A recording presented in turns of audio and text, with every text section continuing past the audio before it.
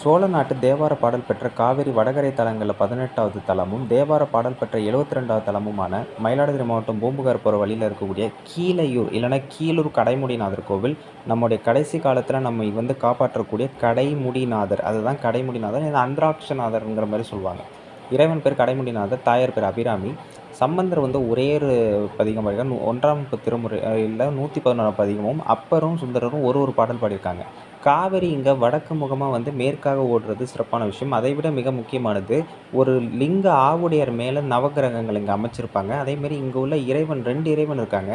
அதில் கிழுவை மரத்துக்கு கீழே பார்த்திங்கன்னா இறைவன் இருப்பார். அது வர கிழுவைநாதன் சொல்கிறாங்க. தலைமரமும் கிழுவை, இது வேறு எந்த கோயிலையும் இந்த அமைப்பும் பார்க்க முடியாது. இன்னொரு மிக முக்கியமான ஒரு அமைப்பு என்ன அப்படின்னா, இந்த கோவிலில் உள்ள தட்சிணாமூர்த்தி பைரவர் 2 பேருமே பார்த்திங்கன்னா வலது காதில் வளையம் இருக்காது, இடது காதில் வளையம் இருக்கும். அது என்ன தத்துவத்தெல்லாம் குறிக்கிறதுன்னு நமக்கு தெரியல. ஆனால் ரொம்ப ரொம்ப வித்தியாசமான ஒரு அமைப்பு அது.